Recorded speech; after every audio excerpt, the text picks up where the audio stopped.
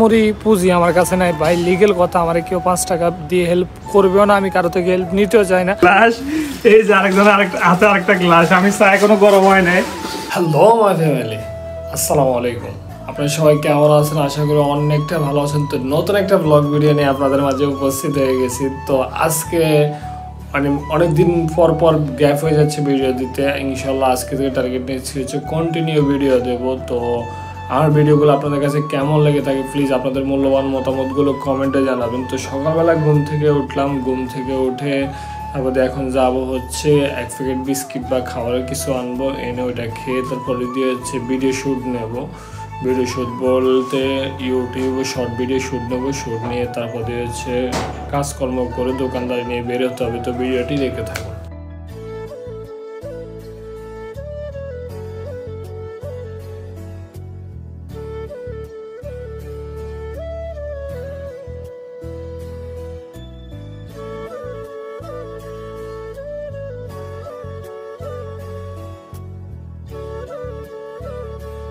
তো গাইস খাওয়ার খেতে বসে গেলাম দুপুরবেলায়।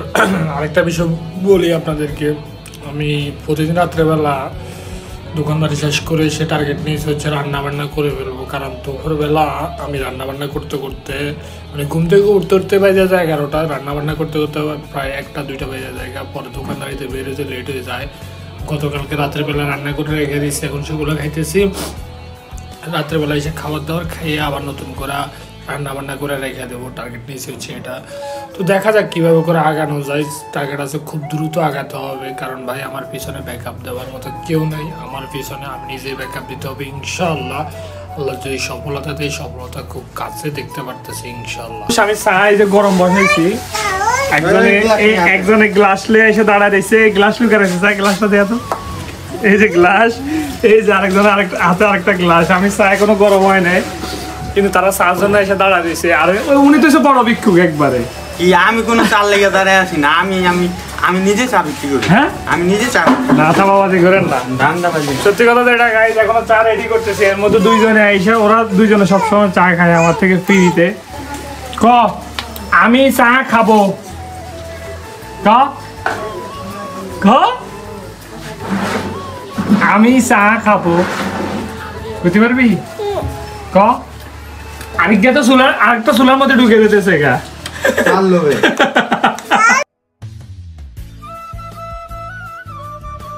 প্রতিদিন প্রচুর পরিমাণে লেট করি, এর জন্য ভাবলাম যে কি আজকে একটু দ্রুত বের হয়ে যাবো। এখন বাজতেছে প্রায় 2:20 মতো বাজতেছে। খুব দ্রুত বাসা থেকে বের হয়ে যেতেছি, কারণ হচ্ছে দোকানদারিতে লেট করলে বেচা কিনা কম হয়, বেচা কিনা কম হলে আমার প্রফিট কম হবে। আবার নতুন বিজনেসের নামবো, এখানে টাকার প্রয়োজন। সত্যি কথা যেটা আমার হাতে কোনো টাকা নেই। দেখা বাসা থেকে বের হয়ে গেলাম, এখন গিয়ে দেখি একটা চা খাবো। চা খেয়ে তারপরে দিয়ে মেন রোডের দিকে যাব, মানে পুরাতন বিল্ডিংয়ের নিচে যাব। ওখানে যাই তারপর গাড়িতে সব কিছু সেট আপ করে তারপর দোকান নিয়ে বের হয়ে যাবো।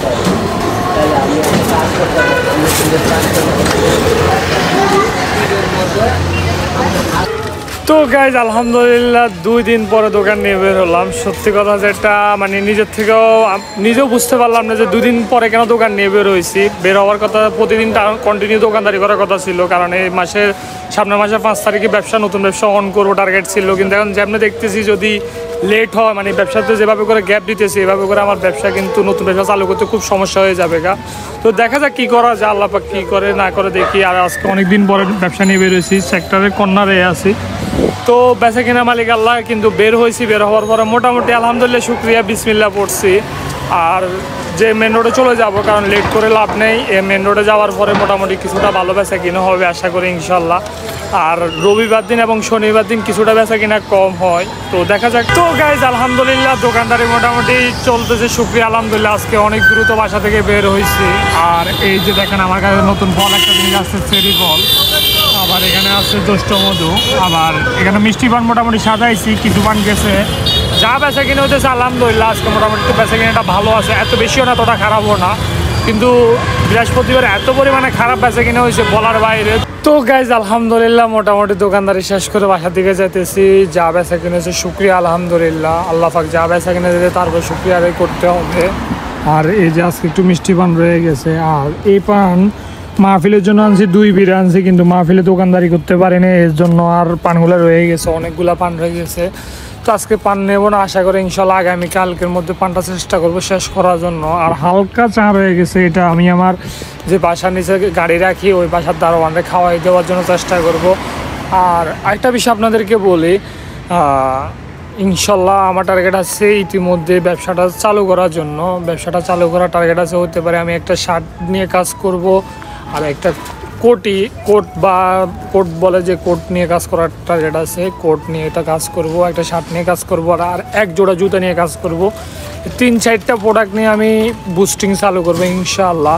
আমার টার্গেট হচ্ছে, আহামরি পুঁজি আমার কাছে নাই ভাই, লিগেল কথা, আমার কেউ 5 টাকা দিয়ে হেল্প করবেও না, আমি কারো থেকে হেল্প নিতেও চাই না। আমার কথা হচ্ছে আমি ছোট থেকে বড় হতে চাই। মনে রাখবেন, ছোট থেকে বড় হওয়ার মজাটাই আলাদা।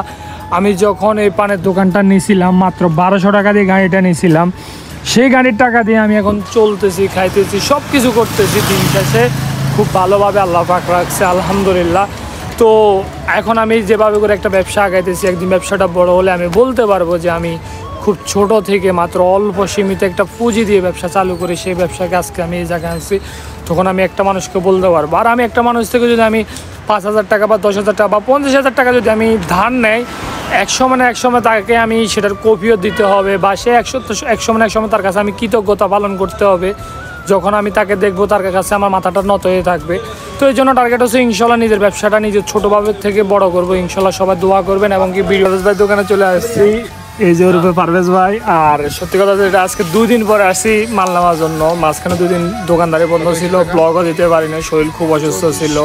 এখন গিয়ে রান্না বান্না করতে হবে, গোসল গা ধুতে হবে, তারপর হচ্ছে ঘুমাবো। সত্যি কথা যেটা খুবই ক্লান্ত লাগতেছে, তবু যে এগুলো করতে হবে, কারণ হচ্ছে আগামীকালকে যদি এগুলো যদি এখন না করে রাখি, আগামীকালকে কাজ ভিডিওগুলো এডিট করতে পারবো না, বিভিন্ন রকমের সমস্যা হয়, দোকানদারিতে বেরোতে লেট হয়। তো ভিডিওটি দেখতে থাকুন, বাসা যাওয়ার পর আপনার সাথে।